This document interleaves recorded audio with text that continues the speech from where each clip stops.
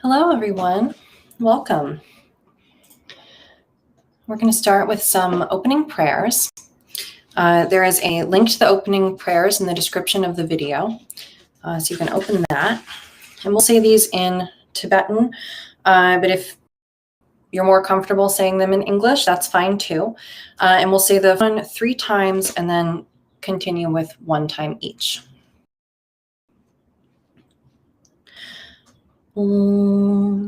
Organ yogi nom jansam Pamage sarbola yatsen shogi ngorume pamajong ne jesurak koru kandro mangpokor ketki jesudak druki jinji lopchi sheksu so guru pema city home organ Ginum jansam age sa dompola yatsen chogi ngorume pema jong ne jesurak kordu kandro mangpokor ketki jesudak druki jinji lopchi sheksu so guru pema city home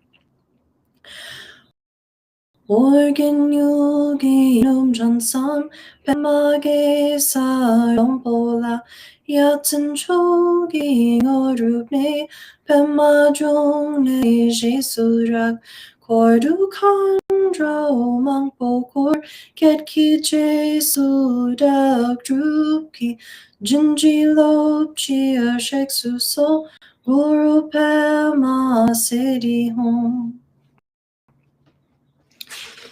Continuing on.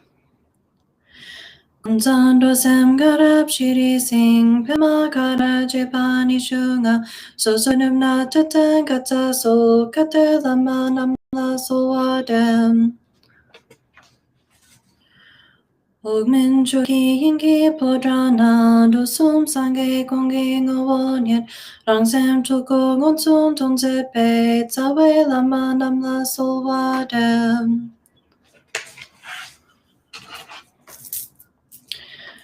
Sashi pochu chu ching me to tram re ram ling shin ye de gempadi sange zing du mik te polwai rokunam dan la chopar shok tram guru ratna mandala putsa mega samudra saparana samaya om.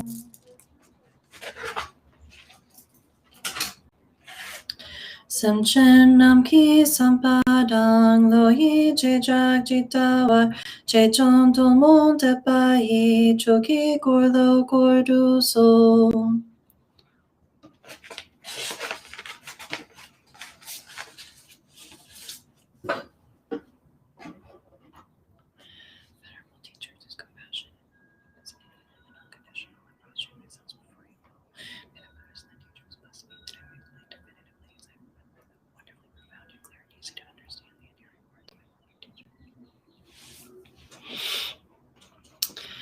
All right, so let's take a moment to connect with our compassionate intention for being here today. We are here so that we can learn how to be more present and compassionate in all of our relationships for the benefit of all sentient beings. So just take a moment to center in that intention.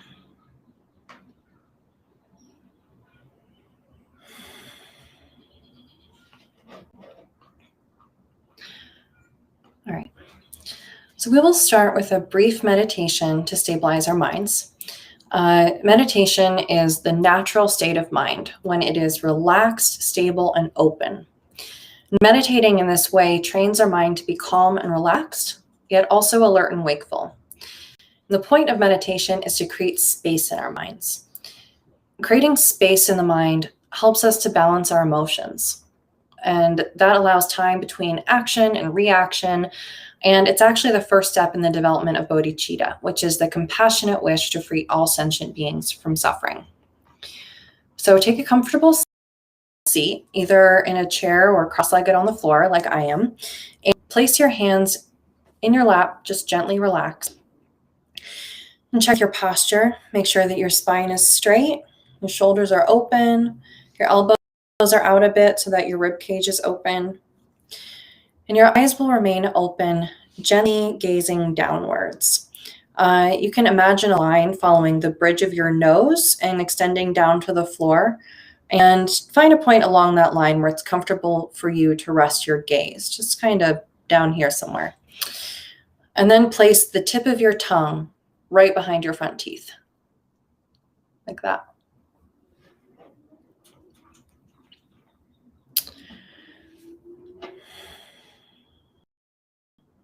You're sitting up straight, relaxed, eyes gazing downward.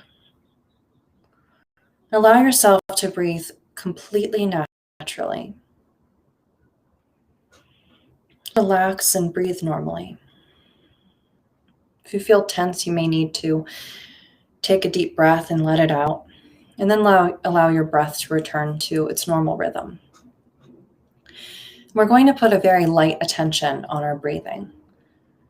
So don't try to control it at all. Just breathe naturally with the most gossamer thin attention on your breath. It's like taking your pulse. You don't put any pressure on it. Just observe it. Your attention is like a feather gently riding on the surface of your breath. And if you have thoughts come up or you have sounds or distractions in your environment, that's okay. Just let them go. Don't even look to see what they are. Your meditation is not lost by hearing your thoughts, but by following them down the road. So when you find yourself following a thought or having your attention called away by some distraction, just drop it and return to your breath. Over and over again, we return to our breath. Like gossamer thin attention on the surface of our breath. And we'll meditate for 5 minutes. Starting now.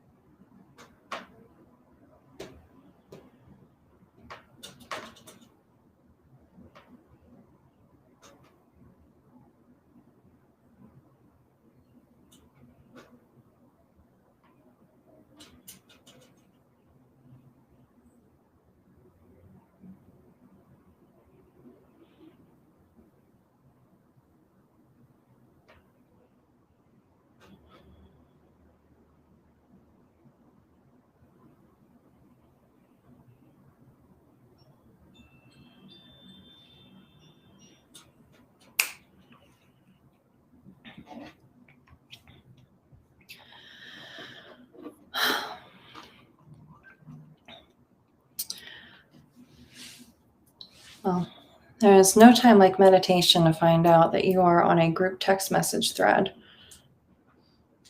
and your phone is not on silent. I'm going to try and silence my phone somehow here. All right. So spring has arrived in this part of the world, at least. And this time of year always seems a bit romantic.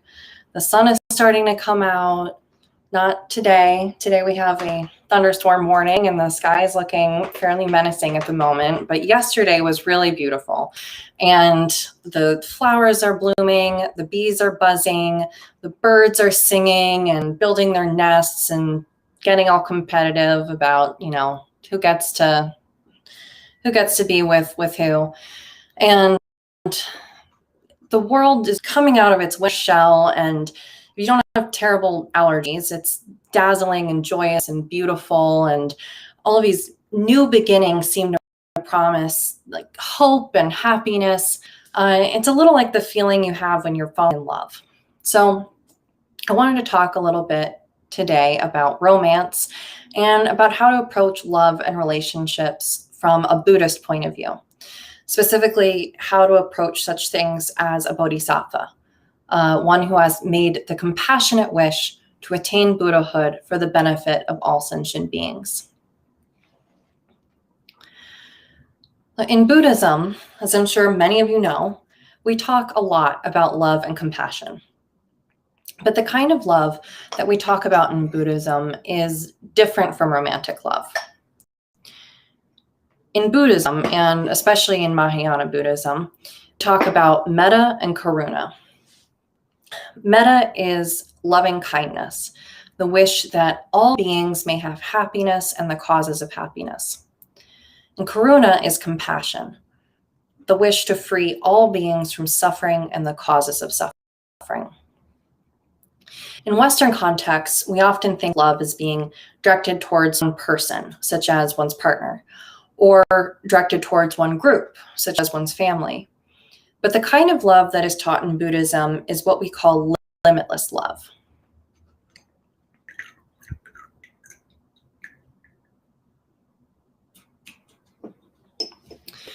As Dzogchen Jamyang Khyentse Rinpoche says, the definition of love in Buddhism is wishing for all sentient beings to be happy.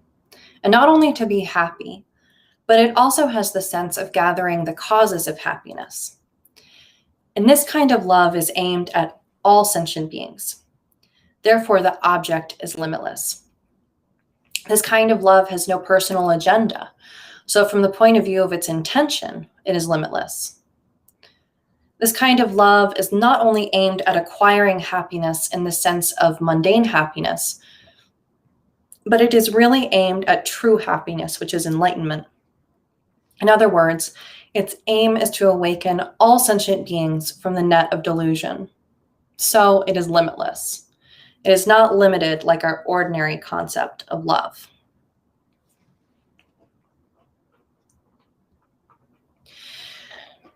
Relationships are a central focus of many world religions, but not Buddhism. The topics of love and relationships are not really taught in Buddhism. This might be why Buddhism is not as popular as some of the other religions that offer a happily ever after storyline. Buddhism definitely does not offer a happily ever after storyline. Buddhism teaches the truth, and truth is notoriously unpopular. Buddhism talks about things like suffering and impermanence and illusion, and not many people are interested in those things. So, for instance, if you go through the sutras and the shastras, there is no mention of how to perform a marriage ceremony. So Buddhists don't have a marriage ceremony. This isn't to say that Buddhists don't get married, but if you want a fancy wedding gown and bouquets and a flower girl and all of that, you have to borrow that from some other tradition or some other culture. There's no prescribed marriage ceremony in Buddhism, and if there were, it probably wouldn't be that romantic.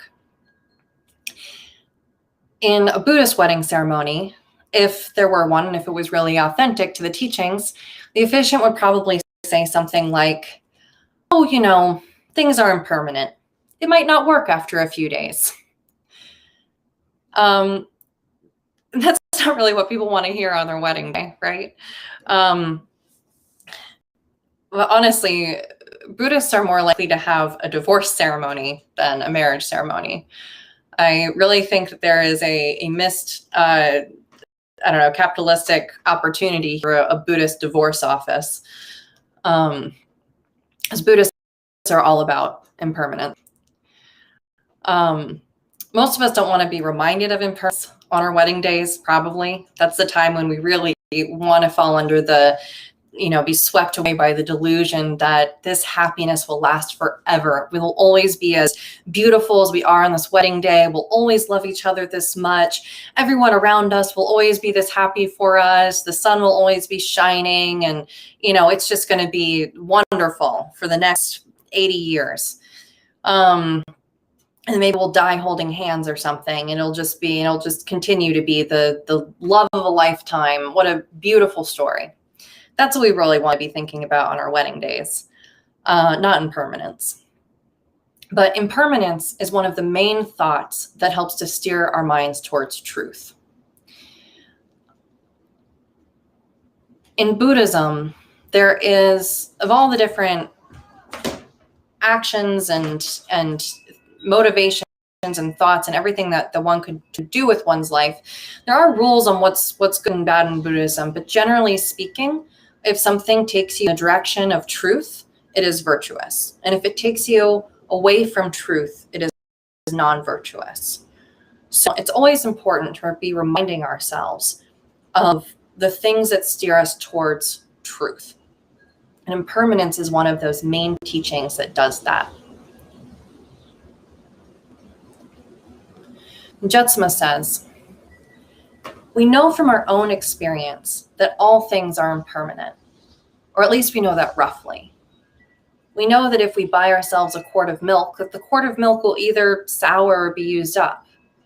We know that if we buy a car or a color TV or something like that, eventually the color TV will break down.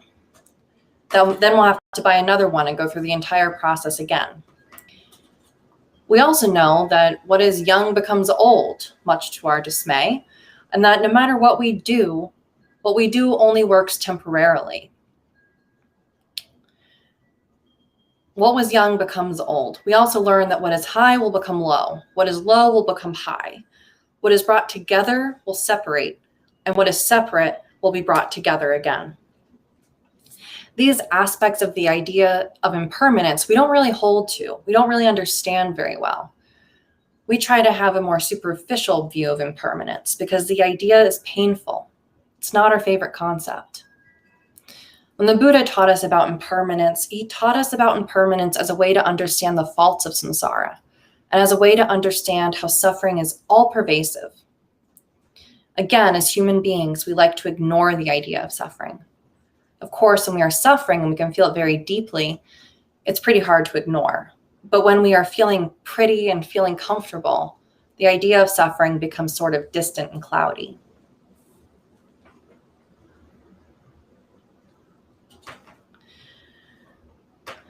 So, there's no time like your wedding day when you feel blissful and beautiful and pretty comfortable, and it's very easy to forget about those notions of suffering.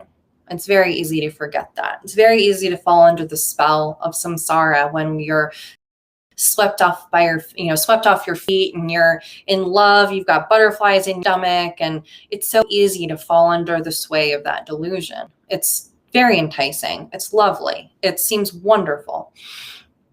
So for couples about to get married, it might not be a bad idea if the officiant says, well, we never know what will happen to you. You may even fall apart tonight. And that might sound inauspicious, and it will probably upset the in-laws attending the wedding. But it's not a bad idea to actually tell the truth about separation, to actually tell the truth about the fragility of relationships. Again, Buddhism deals with the truth.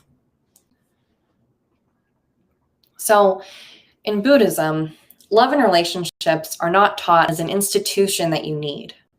This sort of romantic love is actually seen as more of a problem, not as something you need to establish in your life.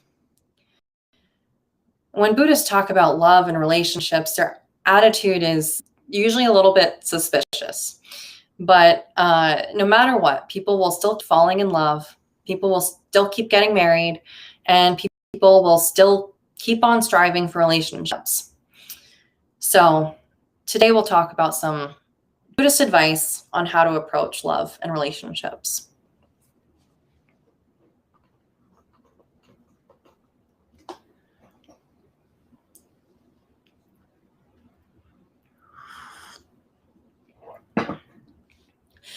So my husband and I just finished watching WandaVision, which is a wonderful story about love and delusion and attachment. It's so good, and I highly recommend it, and I'll try not to spoil it. I'll try not to spoil too much of the story here. But essentially, if you haven't watched it, Wanda is a powerful witch, and with her magical powers, she constructs this world in which she creates her happily ever after. And as long as she can remain in control, she can continue with the delusion that this happiness will last forever. But of course, even with so much power, she cannot remain perfectly in control.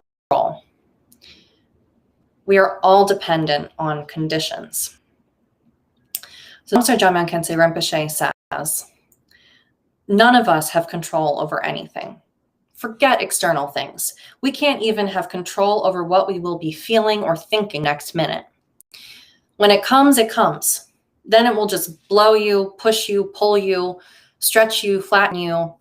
We are totally conditioned. We are so dependent.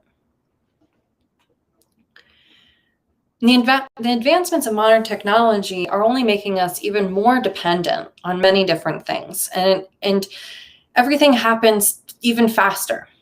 So in the past, it may have taken someone a month to walk to their partner's village and break up with them, but now they can just send a breakup text message.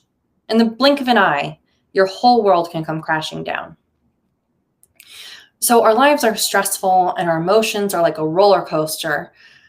And the point is that we are ruled by conditions, and it's good to be aware of this. We are trying to have romantic candlelight dinners and happy lifelong marriages within this situation where everything is dependent on so many things.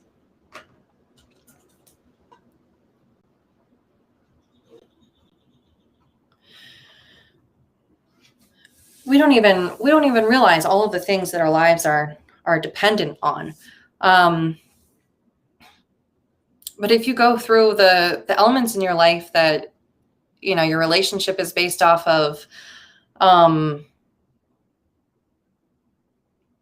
it's like a house of cards. You start to see the house of cards that all of your happiness in your life, all of the constructs that you've created, it's all built on something else. Even if you think of your attraction to your partner is most likely, not for everyone, but most likely it is related to their gender. You probably have an expectation that they remain identifying with a particular gender. And more often we're seeing now people are engaging in some self-discovery and finding out for themselves that they're maybe not of one of the binary genders, and maybe learning that after they've been married for some time, or maybe they find out that their sexual orientation is not what they expected. There's one woman I know whose parents were married for like 30-something years before her father said, "You know what? I've realized that I'm gay, actually. I've been married for 30 years. I'm married to this woman. We've got multiple kids, and now I've realized that I'm gay." Does your love encompass all of these conditions? Is it broad enough to love this person unconditionally, regardless of those conditions, such as gender or fertility or social expectations, whether someone wants to dress a particular way or have a particular career, or whether you have kids or not, or whether you live in a nice house or whether you're homeless. What are the conditions that underlie your love, your romantic love? What are the conditions that must be present in order for that love to exist in the way that it does? We do not have a habit of unconditional love. So I guarantee if you examine it, you will discover the house of cards that's there and the conditions that your love depends upon.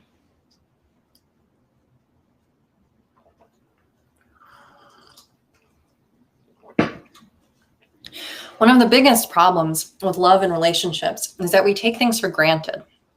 When a couple meets, the first few weeks are fantastic. And then after a month or even a year, things start to change. You have all kinds of situations. You have new stresses, you've got responsibilities, someone changed jobs, you have kids, and you found out you can't have kids. Both are stressful. There's cultural expectations. One of you is depressed, one of you is anxious. You've got a parent who's dying. You've got, all sorts of different things, right? You name it. And you end up taking things for granted, especially your partner. For instance, suppose you're used to your partner texting you every hour. Maybe you're in that lovey-dovey stage of a relationship and you just can't get enough of each other and you're always texting. So, your partner always texts you at least once an hour. And one day, this partner has a diarrhea problem or drops their phone in the toilet or something, and they forget to text you at their normal time, and it bothers you. It bugs you. It gets under your skin. So you ask them, "Why didn't you text me? What happened? I thought you were going to text me. Why didn't you text me back? I was waiting." Maybe you even get into a fight about the fact that they didn't send you a smiley face emoji at 4 p.m. and now you don't know if they love you. It sounds ridiculous, but this happens. It's good to have awareness of the fact that we are so dependent on causes and conditions for everything. Having that awareness might create a space and a boundary. You can recognize that these text messages are dependent on causes and conditions, as is your expectation for the text messages, as is your expectation for the text messages, as is your attraction to each other and your entire relationship. All of that is entirely dependent on causes and conditions. Recognizing that allows us to have a little bit of space around these things.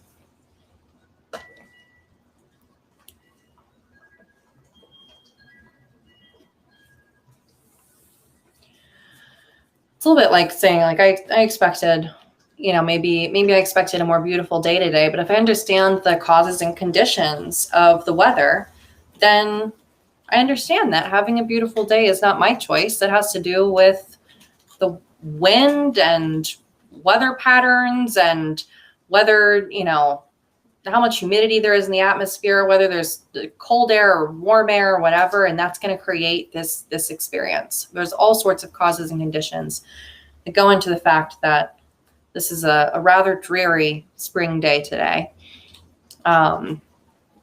It's no one's fault. It's a bunch of causes and conditions coming together here.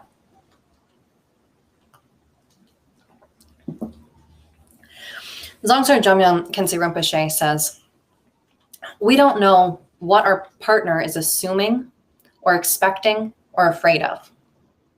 We can sort of guess based on some of the things that have happened in the past, but emotions and moods are like weather. They change all the time due to all kinds of things. Hormones, too much sugar in the tea, I don't know. There are endless causes and conditions, as we talked earlier, and we are so dependent on conditions. We are ruled by conditions.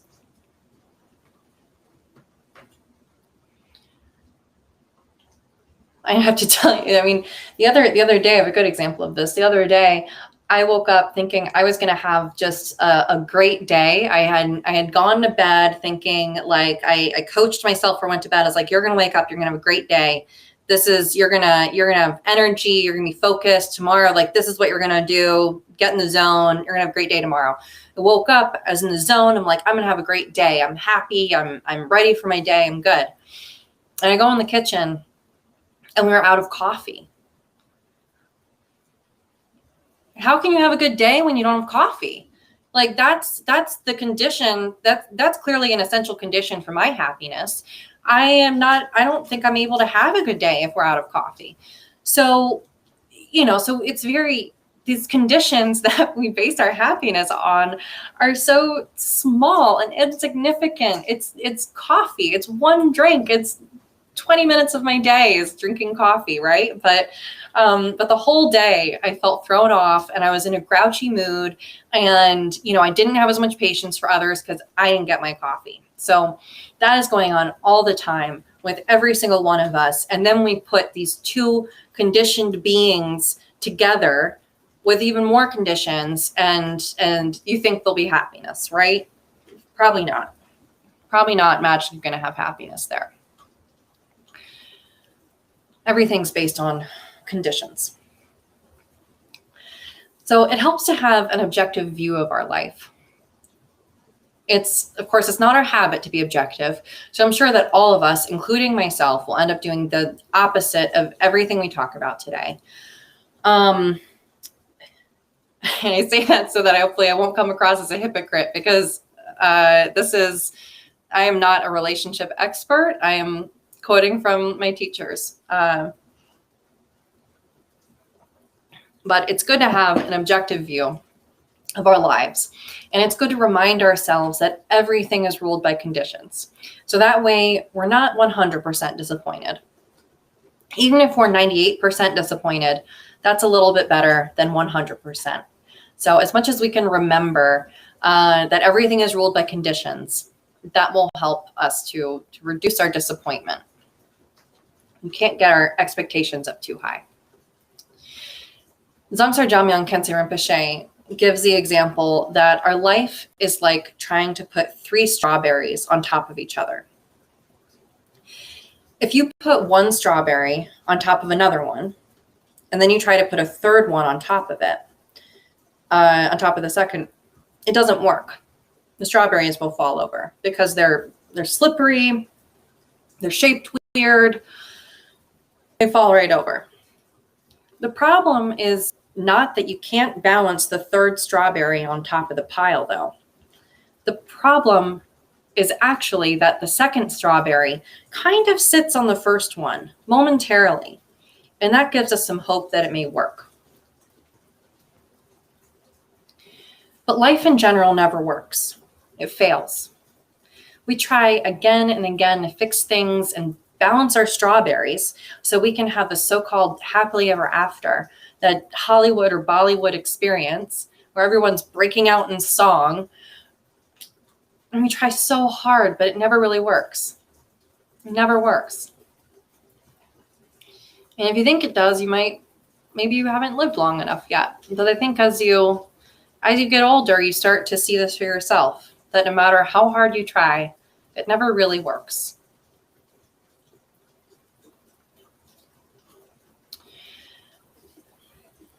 So if you have a partner, it's important to remember that the core purpose of practicing Mahayana Buddhism is not obtaining the Hollywood or Bollywood experience. The core purpose of this path is to give liberation to all sentient beings. And liberation basically means freedom. Giving freedom to all sentient beings is almost unthinkable. You might think, wait, all sentient beings? Maybe my neighbor, yes. Or maybe like a few hundred, maybe. But all sentient beings? That's a bit too much. It's abstract. It's beyond comprehension. But we can at least start with giving liberation and freedom to our own partner, our own husband or wife. Often what we call a relationship is basically strangling each other, choking each other. It brings to mind the idea of like if a boa constrictor wraps itself around its prey and squeezes tight, and we often treat our partner like that. And we say, I love you so much, but really we just want to like control and devour them. Like we just want to, we want to control them. We may not think of ourselves as controlling, but we want to control our own experience, and they are part of that experience. We have cast them as the knight in shining armor or the beautiful princess in our little fairy tale, and we objectify them, and we think it's their job to make us happy. We place that expectation on them. We place that our happiness is an expectation on them, and we expect them to.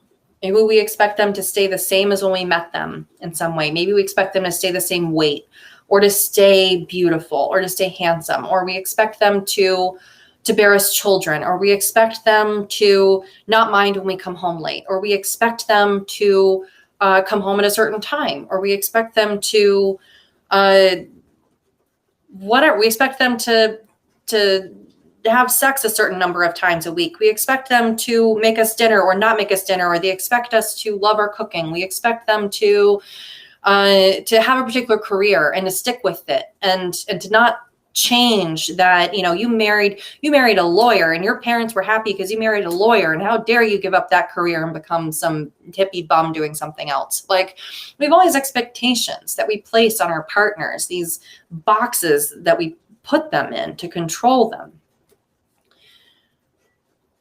A guilty pleasure of mine is reading like Dear Abby letters and the advice columns in the newspaper. And it is just amazing how many problems there are that are just these expectations that people have put on each other in a very static way. They have this expectation. They expect this person to fulfill this, check this box forever. And then, oh my gosh, their partner changed. They're older. They have a different interest now. They changed their hair color. They don't want to wear makeup every day. They quit their job. They wanted kids, now they don't. They didn't want kids, now they do. Like, it's amazing how many problems come up in our lives because we have expectations that we place on others. We say, you're responsible for my happiness, and it looks like this. And then also being ignorant or dismissing the concept of impermanence, of temporariness, and of the reliance on causes and conditions. And that just creates so much drama, because we're not seeing things as they are. And if we saw things as they really are, we would be happier, and we wouldn't have so much drama in our relationships. So objectifying someone and telling them that it's their job to make us happy and strangling them and choking each other, that is not a relationship. That is not a relationship. You should really give freedom to each other. You don't need to control who your partner is texting or who they're hanging around with. Give them freedom. Give them space. Chamchul Rinpoche says, do not think it is love when it is attachment and expectation. So many relationships are built on attachment and expectation, not love. Love is the wish for the other to have happiness and the causes of happiness. And love expects nothing in return. Whatever relationship that you have with the other being, when you say that you love them, ask yourself, do I love them this way? If not, it is not true love.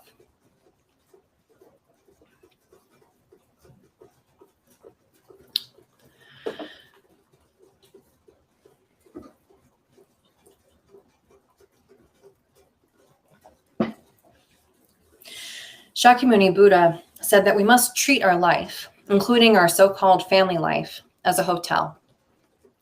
Our life is like a big hotel where people check in and people check out. This is how it is. New friends check in, old friends check out. And this is such an amazing teaching because it's the truth. Life is really like this. And this may sound depressing because most of us were raised with the fairy tale of forever, but there is a beauty to temporariness that we can learn to appreciate. Temporary things are so nice. They are very blissful and beautiful, like cherry blossoms or an exquisite meal. And when things are stagnant and last forever, they stink. So you should remind yourself that this life with your partner is temporary. It's like a cut flower in a vase. The clock is already ticking. Even though you may not break up during your life, one of these days, one of you will have to die. And when you die, you will go your separate ways. Jetsma says, should that marriage go really well, then ultimately the bond will be separated through death. And we know that in the case of parents and child, no matter how close the parent and child are when they are younger, the relationship will evolve and change. In some cases, the relationship becomes very distant, unfortunately. In other cases where that does not occur, then even when the relationship between parent and child stays loving and has mutual concern in it, still eventually one will leave the other. There will be the separation of death. The separation of death always happens.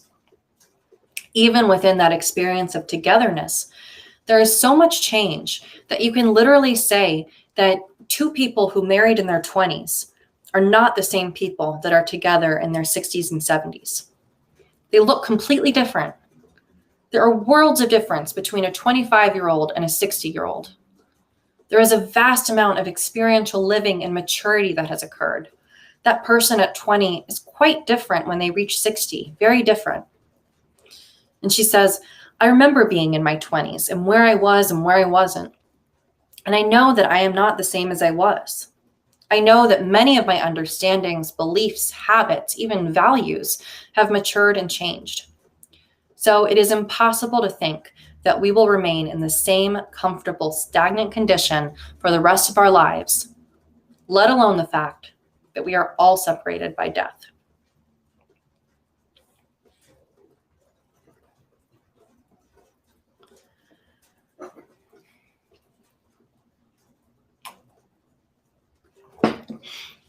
And some of us may have inherited some romantic notions about death also. So I want to pop that bubble too. And let's talk about what happens after death. Because sometimes we think that if we love each other enough, we'll stay together somehow through death. We're soulmates. So we'll just be together again in our next life or something. And that's very unlikely. I'm not going to say it's impossible. It's very unlikely. So Dzongchen Gyalme Rinpoche explains what happens in the bardo, or the intermediate state after death. And he says, after you die, probably for the first 3 days, you may remember your wife or your husband's name. By the 4th or 5th day, you will only remember half their name. By about the 10th day, you don't even remember whether he was he or she was she, or maybe he was she or she was he. And then by around the 20th day, you don't even know that your partner was a human being. Then the force of the next life begins to creep in. For instance, if you are about to be reborn as a bird, your love and admiration, that desire to always want to smell your boyfriend or girlfriend or whatever, that's being replaced by feeling famished when you see a worm, because you're about to become a bird now. And you feel like flying and so forth.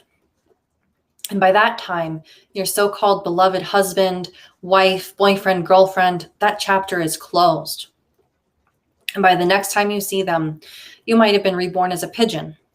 You might sit and eat breadcrumbs next to your ex-wife or ex-boyfriend or ex-girlfriend, and you will not even notice them. And he or she will also not notice you. And that's how we play the samsaric game.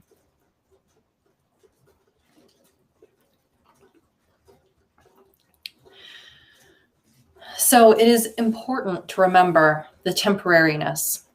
Not only that relationships are temporary, but everything. This cup of tea that I'm drinking could be my last. This blouse that I'm wearing could be the last blouse that I ever wear. This is not how we think, though.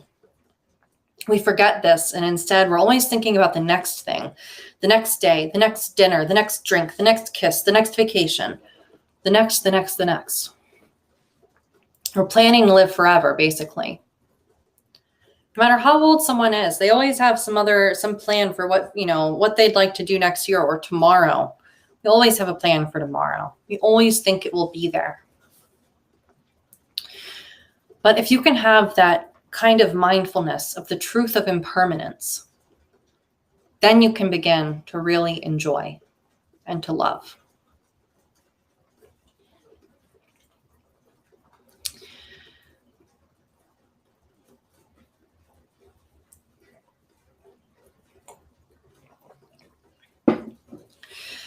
So I want to end today's class with a brief contemplation on impermanence. So we're going to do, this is a contemplation exercise that we often do in this class. So we're going to alternate between contemplating and allowing the mind to rest. So when we allow the mind to rest, what do I mean by that? Usually when people meditate, they try to do something. But when we allow the mind to rest, we're not trying to do something. We just let the mind relax.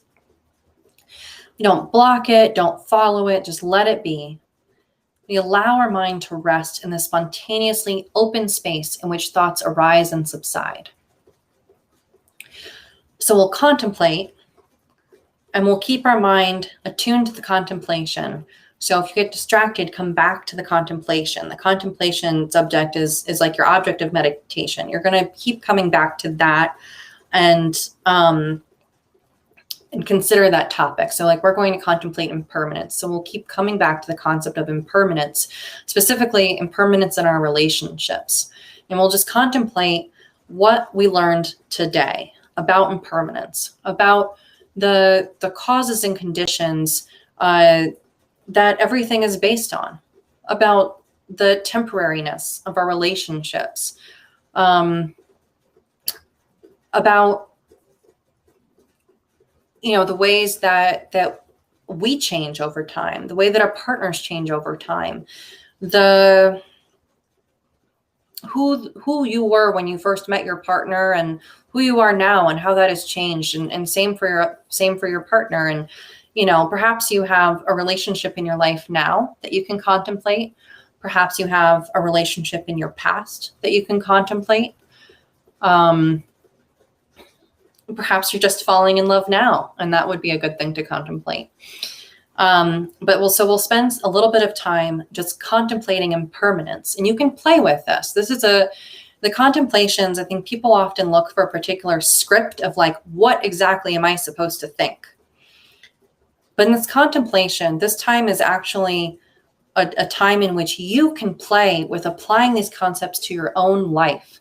So where can you see this in your life? Where do you see impermanence happening in your relationships? How do you see these causes and conditions coming together to create temporary experiences? How do you see that in your life? How does that show up in your experience? So we're going to contemplate that, and then we'll allow the mind to rest, and we just let go of that contemplation. And we rest in the spontaneously open space in which thoughts arise and subside. And then we'll go to another effortful meditation, and then we let the mind rest again, and we'll go back and forth. So I'm going to set a short little timer for our contemplation.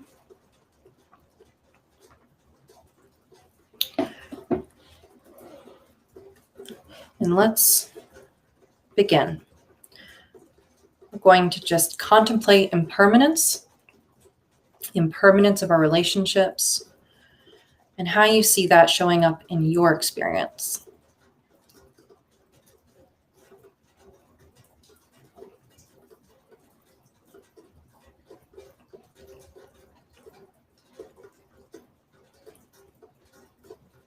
Does your partner look the same as when you met them? Do you feel the same way?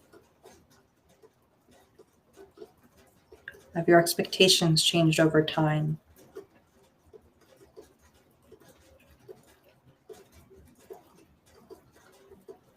Are you the same person you were when you met them?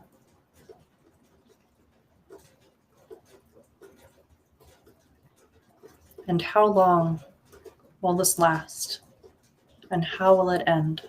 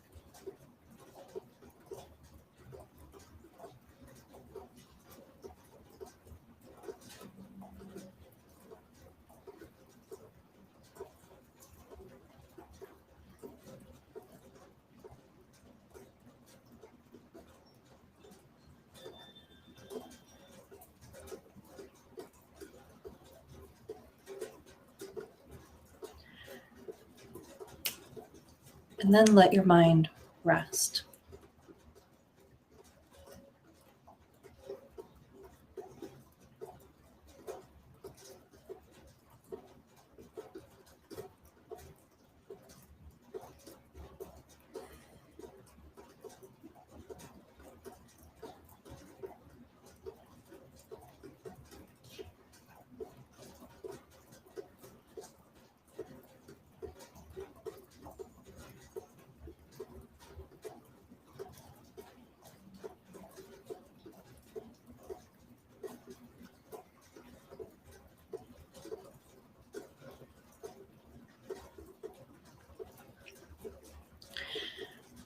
Now generate compassion in relation to what you just contemplated. You might generate compassion for all of the beings who are unaware of impermanence, or compassion for your partner, or who else? How can you generate compassion in relation to what you just contemplated?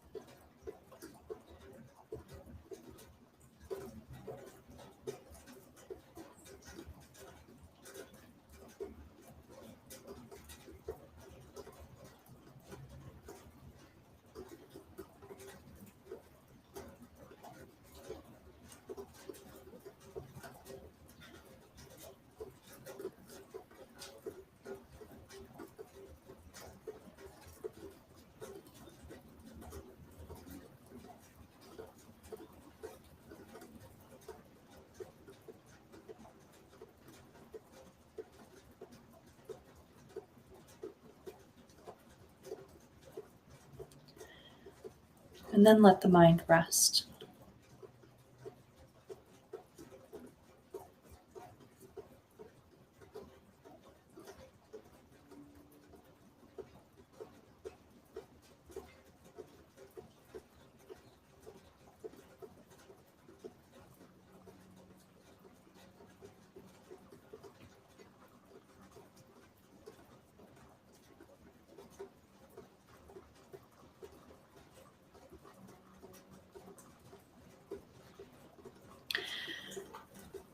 Then consider a commitment that you feel ready to make in relation to your contemplation. You might commit to reminding yourself of impermanence, or that you and your partner will mirror that to each other, or that you will pray for others to understand this. What commitment can you make in relation to this contemplation?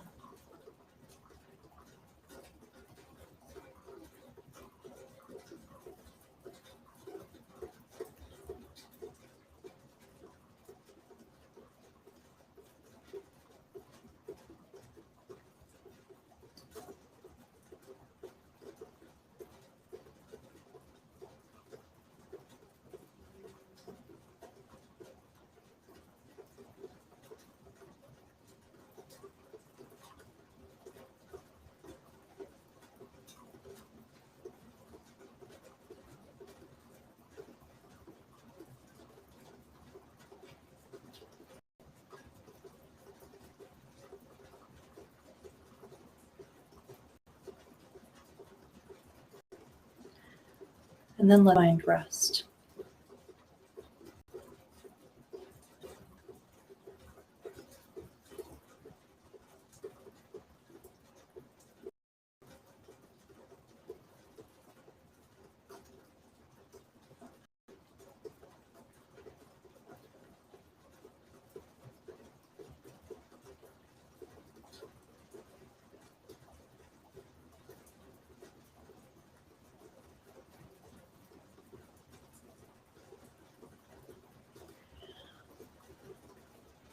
Then formulate a prayer that you will accomplish this.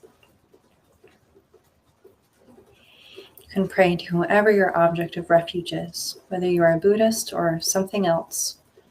Just pray that you will accomplish this.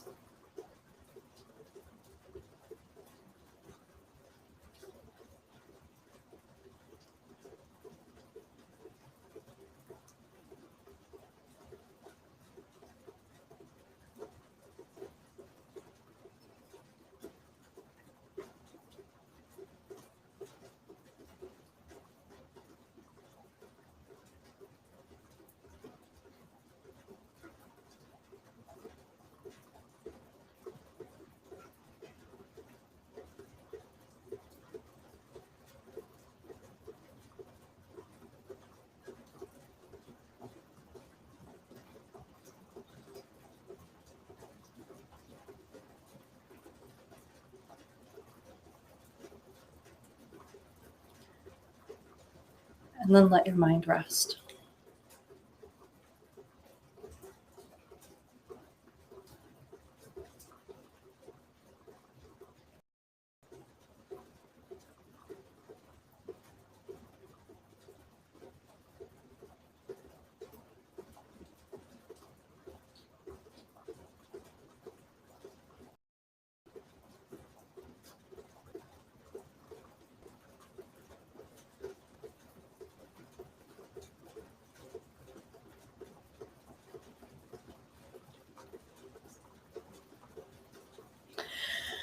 All right, and at the end of our practice, we always remember to dedicate the merit for the benefit of all sentient beings. And so we'll do that now. By this effort, may all sentient beings be free of suffering. May their minds be filled with the nectar of virtue. In this way, may all causes resulting in suffering be extinguished and only the light of compassion shine throughout all realms.